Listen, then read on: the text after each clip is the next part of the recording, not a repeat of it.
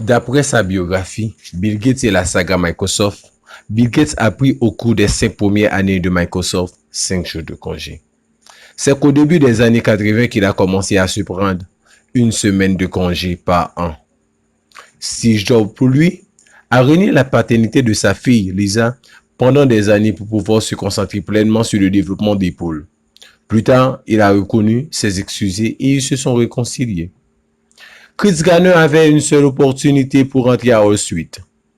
Il devait laisser son job alimentaire et accepter un stage de 6 mois où il ne serait pas payé. Il avait un enfant à charge et une femme. Il a accepté le job car il n'avait pas de diplôme universitaire et c'était l'unique condition pour travailler dans une firme de courtage. Ce stage de 6 mois était sa seule option. Il a accumulé des petits boulots pour pouvoir mettre du pain sur la table. Ça n'a pas été vraiment suffisant. Sa femme l'a quitté et il a dû être sans abri. J.K. Rowling, une mère célibataire vivant d'aide sociale, a dû attendre une dizaine d'années avant de trouver quelqu'un qui voudrait bien publier l'histoire de son petit sorcier Harry Potter. Une dizaine d'années, my friend. Les auteurs de best-sellers passent des années à en écrire un. Ils mettent des heures et des heures pour en faire la promotion à la radio, à la télé, dans les magazines spécialisés, sur les réseaux sociaux.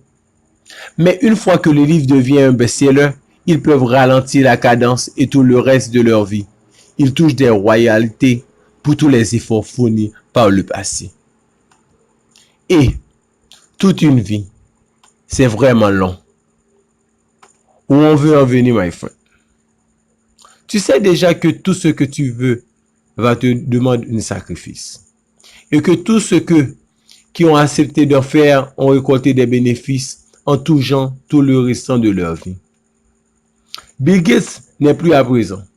Steve Jobs non plus. Chris Garner, pour avoir payé le prix, a vu son histoire portée sur les écrans de ciné. J.K. Rowling a fini par vendre 450 millions d'exemplaires de la saga Harry Potter parce qu'elle a accepté de payer le prix. Elle s'est accrochée à son histoire de petit sorcier pendant des dizaines d'années. Ernest Hemingway a réécrit l'adieu aux âmes à 39 reprises. En décidant de payer le prix de l'excellence, cela lui a valu un prix Pulitzer et un prix Nobel de la littérature. Ses œuvres sont encore étudiées dans certaines écoles longtemps après sa mort. Ceux qui réussissent savent qu'ils font des sacrifices aujourd'hui. Ils vont récolter les bénéfices de ces sacrifices toute leur vie. C'est facile de se dire, je veux X, je veux Y, je veux Z, sans mesurer ce que ça va vraiment nous coûter.